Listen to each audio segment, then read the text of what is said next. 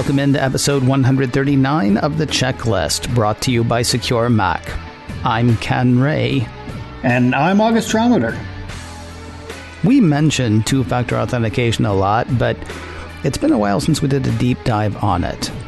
On today's checklist, we'll look at different types of authentication, what kinds of accounts should employ it, and August will tell a story about a time 2FA saved his bacon. Hashtag 2FA. This is The Checklist, brought to you by SecureMac.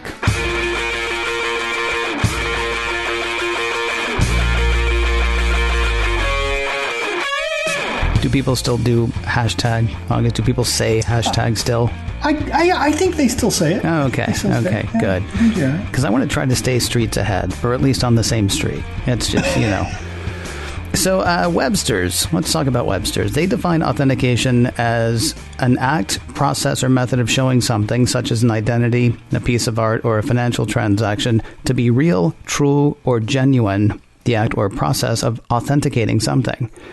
That's kind of dry. When we're talking about technology, we can turn to a site like Techopedia, which says in the context of computer systems, authentication is a process that ensures and confirms a user's identity. Authentication is one of the 5 pillars of information assurance, or IA. The other 4 are integrity, availability, confidentiality, and non-repudiation. Of course, we're talking about authentication today, but we're doubling up. We're talking about two-factor authentication. That's right. You've heard us talk about it before, but like I said at the top of the show, it's not something that we've really dived into in quite a while.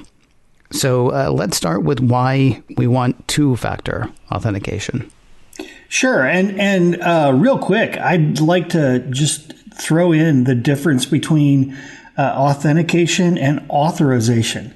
Authentication is basically proving that you are who you say you are, whereas authorization is whether or not you have the right or ability to do something.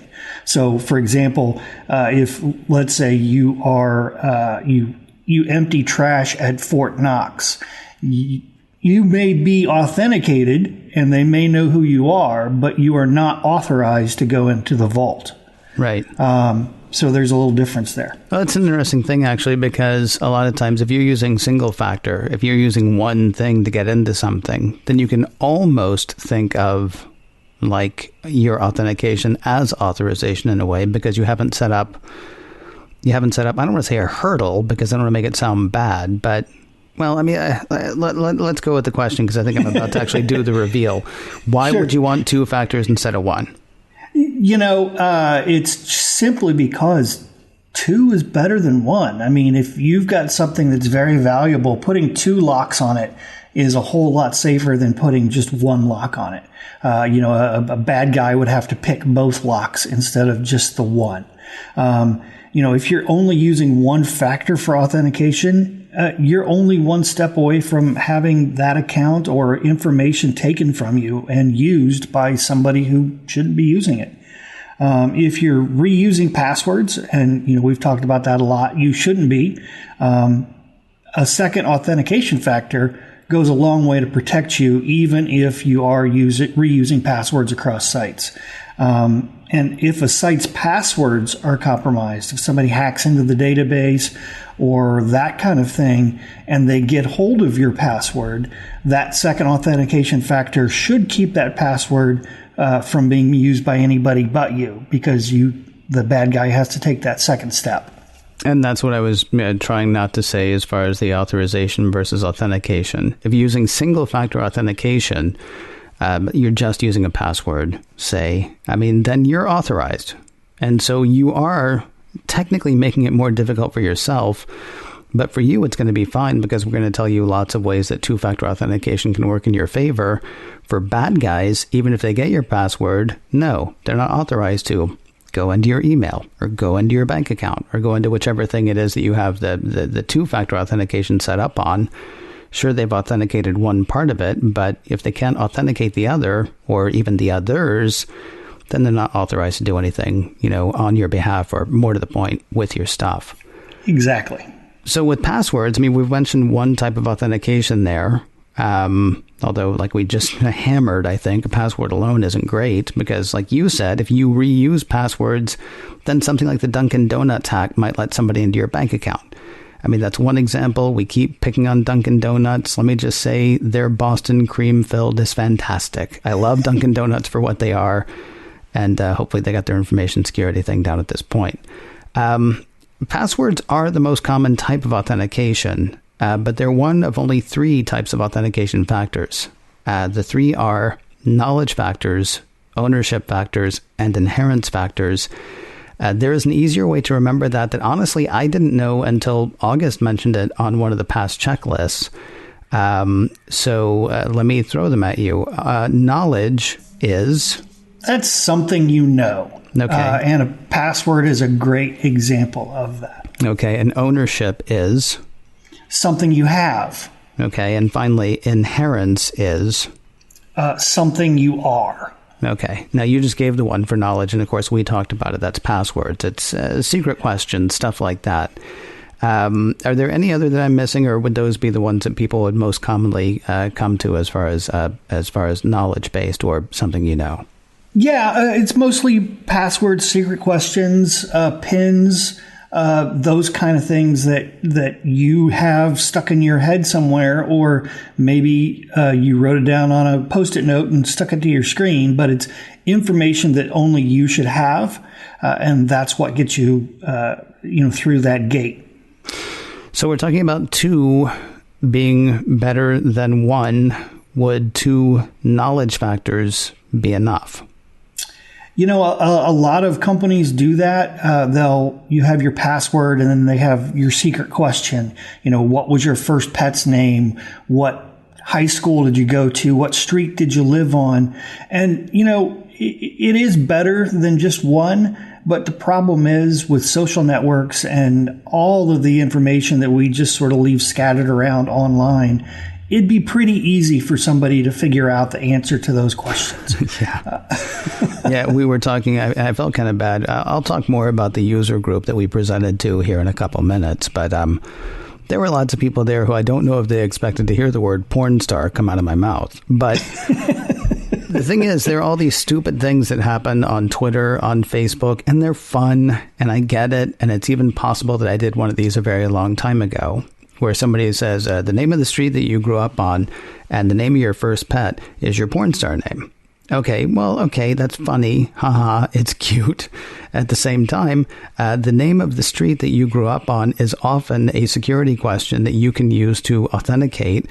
And the name of your first pet is often a security question that you can use to authenticate. And you just gave it to a contest on Facebook. Right, which may have been set up by somebody who's out there doing both the easiest and the most massive phishing scam or social engineering scam. They have cast a very wide net. Heck, there's even a chance that some of us downloaded an app to give that information. You know, so for those reasons, you would prefer knowledge and something else, right? Let's go over the other 2 then. Ownership, something you have. Sure. You know, probably the most common 2-factor authentication system that we use at least once a week, or maybe at least once a month, maybe once a week. For some people, it's every day. But it's an ATM. An ATM combines something you know, and that's your PIN, with something you have, and that's your debit card or your ATM card. And unless you have both of those things, you can't get money out of that machine. So in this case, the bank card is the something that you have. And of course, the PIN would be the something that you know. There was a thing that I sort of think of this as old school, but only because I haven't had to use one in quite a while. RSA used to have a thing called Secure ID. Mm-hmm. That was a something that you have thing, and it was used. Like I worked in a call center. It was used in combination. It was a something you know, something you have. And then, of course, the fact that I was actually in the room because I couldn't access the computers in the call center unless I was in the call center. So you might be able to call that a 3-factor, but I don't think so exactly. Basically, once I sat down, I would type in my password, my username and my password. And then it was looking for, I can't remember, it was 4 digits, I think, for the RSA ID. But the physical thing was tied to my account. So that was a combination, again, of something that I knew and something that I had. Exactly. And there are some organizations that look for things like that now, but of course they're not going to send you out a hardware dongle. There are actually apps now that'll sort of not replicate the secure ID thing, but do something similar. Right. Google Authenticator does that. It's tied to your specific device, so whatever mobile phone that you're using. Because you own that smartphone, it's assumed that if you're the one that unlocked it, then you have that phone in your hand, and the app will generate a key that you then use on a website that you're accessing through your laptop. Your phone also acts as that thing that you have. A lot of websites will text you a code. This isn't quite as secure because it is using SMS, which there are some known exploits and ways to get your messages. But for the most part, unless you're a spy, you're probably okay using that. Especially because it's that second factor. They still need your password in addition to that code. There's a question actually that we were asked in an email at one point, and I kind of want to address it because on the one hand, it seems weird, and at the same time, I think what we landed on is if this is an issue for you, you have bigger problems at that point. If I'm sitting down to do something on my Mac, right, and I've enabled two-factor authentication, let's say to log into iCloud, Apple then wants to go ahead and send me, a series of numbers to prove that it's me. But I'm sitting on my Mac, I'm trying to get into this thing, and Apple will send me those numbers. And because of the way the Apple ecosystem is built for individuals, it goes to my watch, it goes to my iPad, it goes to my phone. And funny story, it goes to the Mac that I'm trying to use. Talk to me about 2FA in that case, because it seems sort of like a failing at that point. I don't think it's a failing of two-factor authentication. I think it's just a user interface failing on Apple's part. So what's really happening there is Apple, when it verifies your device by using that code, it does it against kind of your version of Safari. And it treats every instance of Safari as its own device. Because you are only going to have one copy of Safari on your Mac. You're only going to have one copy of Safari on your phone, only one copy of Safari on your iPad. And it treats those as the device itself. So what's happening there is you've already probably logged in on your Mac. And so it knows that browser at one point in time has been kind of cleared to log into iCloud. And it goes ahead and sends the code. Now, the screwy part is it's just really bad user interface because it shouldn't be doing that, and it just confuses you. The fact of the matter, though, is even if you're worried about it, it's still two-factor authentication when you think about it, because it's something and that's your password. Then it adds the message that it sends you, which is also something that and then it's something it's something that but it's also something that you have because it's the device that it's being sent to. It just feels weird that it's sending it to the device that you're trying to use. Right. And if bad guys get into your house and they get to your laptop and they open your laptop and they try and log into iCloud and they somehow get your password, and then Apple sends them the code to continue with the login process. And if all that's happened in your own home, you've got a lot bigger problems than somebody getting into your iCloud account. The last one we were talking about, inherence, something you are. Yeah, that's pretty much any biometrics, whether it be fingerprint scan, face scan, a retina scan, if you're working for the government and they have those things, or at least if you're working for the Mission Impossible team. It provides excellent level of security because it verifies that it is you trying to do that. But it does raise some privacy concerns, especially if that data is stored away from the device. That's why Apple talks about the secure enclave all the time. All of that biometric data is actually stored on the device. So whether it be one of the MacBook Pros that can do Touch ID or the phones that do Touch ID or Face ID, all of that is stored on the phone itself, never goes to another server, can't be downloaded at all, and it's very, very secure. What other companies do, I don't know, but I know that Apple has taken a great many measures to make sure that your biometric information stays with you. Now, to be clear, though, Touch ID, Face ID, those are still single factor. They're strong single factors, but it's still just one, right? Oh, sure. But for example, on a MacBook Pro with Touch ID, you've got the touch and a password. Now they tie them together because they assume that your Touch ID is good enough. Right. But for the most part, it is still single factor.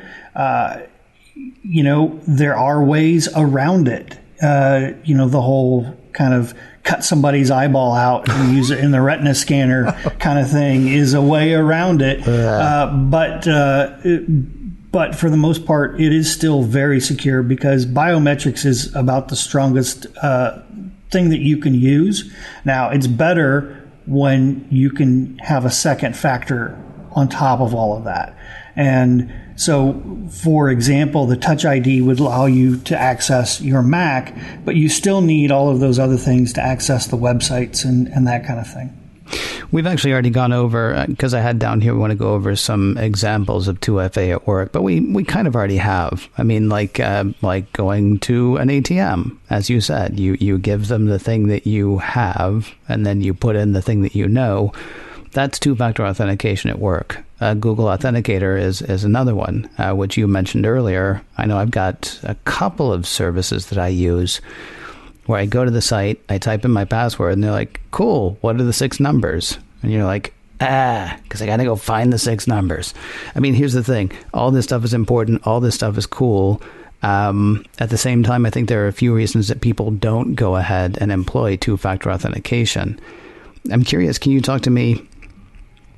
It's ridiculous to use the term pain points, but it's the kind of term we use. What are some of the pain points for two-factor authentication, both from a user side and then also on the security side? Sure. From the user side, it is a pain. It is a pain and it's a pain point because it does take that extra step. But really, when you're talking about your digital information and how hackers use that information, it's so important that those few extra seconds really shouldn't matter. On top of that, I think it can be a little bit scary because as soon as you start talking about cryptic names like two-factor authentication, and then now they're going to send me a secret code, and it gets kind of like scary, and what am I doing here? It makes you worry about stuff that you probably don't need to think about because they're handling it for you. And it also makes you worry about accidentally locking yourself out from this information, which that can be even scarier because now all of a sudden, oh my gosh, I can't get into my bank because two-factor. And, I totally understand the apprehension. But again, it's so important that you shouldn't be worried too terribly much about it. And then on the other side, on the security side, is there, this can't be foolproof. Just because there have been too many things. You must have seen the article this week that Google has been storing some passwords in plain text for 14 years. You must have seen that headline this week. Yes. So we think, okay, I'm going to do everything I possibly can, and everything's going to be fine, except, I'm a guy, or a person, I should say. I'm a person, and the thing is, on the other side of all this thing, on the other side of this wall that I've thrown up, are other people. Oh, yeah, absolutely. From a security side, the problem is people. you've got, not only do you have to worry about yourself and social engineering and hackers calling you and being able to get a clue as to what the password is, but you have to worry about some dope right out of college who leaves 3 million passwords in plain text. So you've really got to worry about both sides of that equation. And really what it comes down to is the problem is people. From a security standpoint, the problem has always been people. People are the weak link because we can be manipulated the way computers can't. Yeah, or we can just goof up. The way, right. I mean, I want to say computers can't goof up. Of course, computers do stupid things sometimes. But, until AI is truly, intelligent, we did that. Right. Anytime your computer does something stupid, it wasn't your computer. It might have been you. It might have been somebody else. But, your computer just does what it does. I'm curious, is there a level of account where you see two-factor authentication as unnecessary? Is there anything, out there that you use that you'd be like, I don't need it for this. I'll be fine. I don't think so. If it's a site or service that is a public service that you are using, they should all have some sort of two-factor authentication. And I've said it before, but if they don't, email their support until they say, fine, we'll implement it. Just leave us alone, because it is so important. And just like I said, the way hackers use information to get past that one service, all they need is a little nugget of information, and they can go elsewhere with that information. And that's where the real danger lies. It's not, myprettyphotographs.com that you have to worry about. It's the information they get if they get into myfunnyphotographs.com, and where are they going to use that information afterwards? Yeah, because if there's a problem on that site, there's a chance there are problems on other sites as well, and you run the risk of a domino effect at that point, I would think. Well, sure, but so the way these guys like to work is they find out, whether it's through one of the brute force hacks or not to pick on Dunkin' Donuts again, and yes, those cream filled are fantastic. Mm-hmm.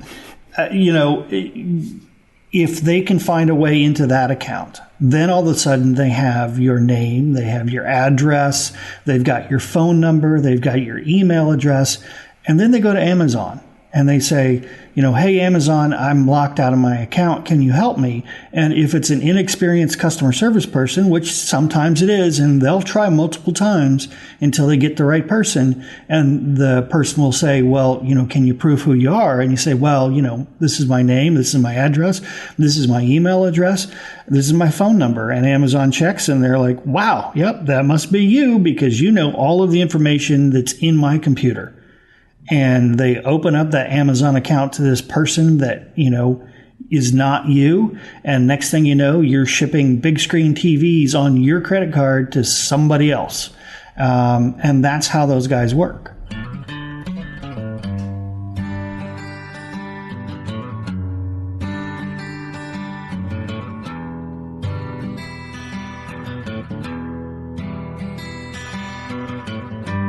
August has a two-factor authentication story in a moment that I'm looking forward to hearing, because he kind of glossed over it the other day. I'm not saying. Let me give you a bit of background first on why we're doing today's show. The two of us actually presented this basic talk at the Silicon Valley Macintosh Apple user group in Mountain View earlier this week. Linda and Charles were kind enough to invite us. Lots of really great questions there. Lots of really nice people. A tremendous amount of fun. So thanks to those guys for inviting us out, and kind of cool. Plus, we get a show out of it, it turns out. Here's a question, though. Are you a member of a user group? If you are, SecureMac has a user group program. You can find that at securemac.com/partners. That again is securemac.com/partners. SecureMac offers everything you need for your user group to present products like MacScan and Privacy Scan and, stuff SecureMac does. Security stuff. That's what we're talking about here. So to learn more about the user group program, grab a keynote presentation, information on white papers and giveaways and discounts, just send us an email, checklist@securemac.com. Now, we do get a decent amount of mail there, so put user group info in the subject line. That's checklist@securemac.com with user group info in the subject line, and we look forward to hearing from you. So the other day at this user group meeting, I was like, hey, do you want to tell the Twitter story? And you were like, yeah, I'll tell the Twitter story. And then I was like, okay, cool. I look forward to hearing the Twitter story. And I said, so what's the Twitter story? And you're like, yeah, somebody tried to get my Twitter account, but I had two-factor authentication and they couldn't.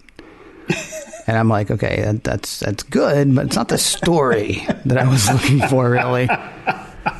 Yeah, I kind of shortened that one a bit, didn't I? Well, we were running short on time, honestly. But, here we have all the time in the world. So, I mean, I remember when this happened. I was actually surprised at the way you told the story the other night, because I remember when this happened, I tried to get in touch with you about something. And your response was, I can't talk right now because I have this thing going on. And that was you for, I want to say, about a day.